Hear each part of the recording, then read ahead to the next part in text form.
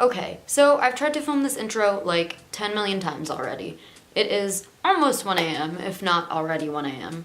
Yeah, it's 1:45, and I've been trying to film this intro for 10 minutes, and I'm really tired, so I'm just gonna leave it at this. If I sound awkward, fuck it. I'm over it. I'm done. I tried something new today, because I got a comment saying that, like, my past 3 looks were super similar, which is mostly true. I mean, personally, I think that the recent video, like the one I posted before this, isn't like the other 2 at all. But, like, the first 2 looks I did were definitely, without a doubt, super similar, and I don't want to post the same look over and over again in different colors, so I decided to go a little bit out of my comfort zone, and it didn't come out too great, but I'm not gonna sit here and fake that my makeup is always 10 out of 10 amazing, so I figured that I would upload it anyway. And yeah, I mean, if it's a shit video, I'm sorry, but like, holy shit, there's hair sticking all over my face. I hate the cold, I hate static. Anyway, hopefully you guys take something from it anyway. It really looks like shit until I put lashes on at the end. So yeah, enjoy the video, even though it's a fucking mess. This is another look using the Morphe 39A palette. I'm just taking this shade that I forgot the name of, but as usual, I'm gonna edit all of the names in here and using that as a transition shade in my crease.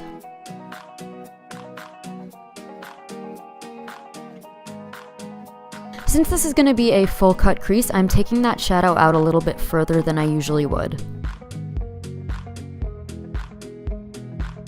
After that transition shade is placed down the way I want it, I'm just blending it out with this luxie brush.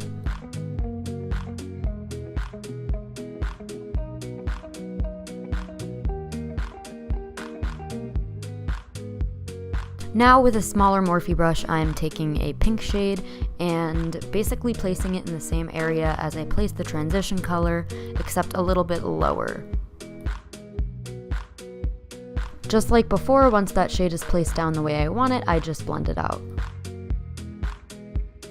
Now I'm taking a darker color so that it's kind of a gradient, and placing that once again in the same area that I did the other 2 colors, and with the same small Morphe brush from before.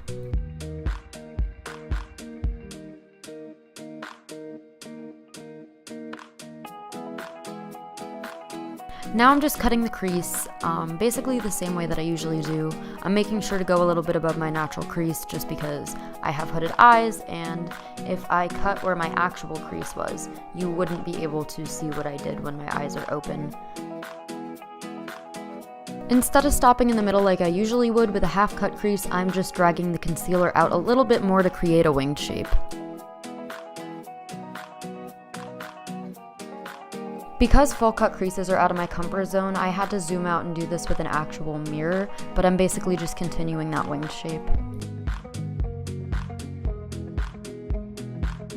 Because I wanted a light pink shimmery shade, I'm just dipping into the Jaclyn Hill palette and using the shade Faint to set that concealer.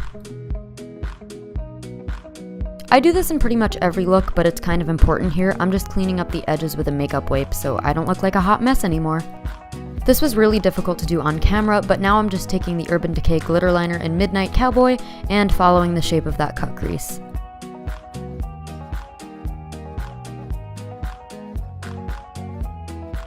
This was another thing that was really hard to do on camera. I'm not usually a winged liner person, but I felt like this look needed it, otherwise it looked a little bit crazy. And for anyone who's wondering, the liner that I use is the Kat Von D Tattoo Liner in Trooper.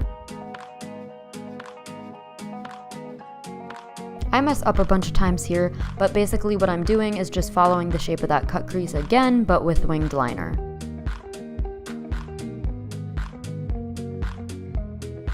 So I actually know what lashes these are this time. These are the Ardell 251s, and I'm just applying them the same way that I usually do.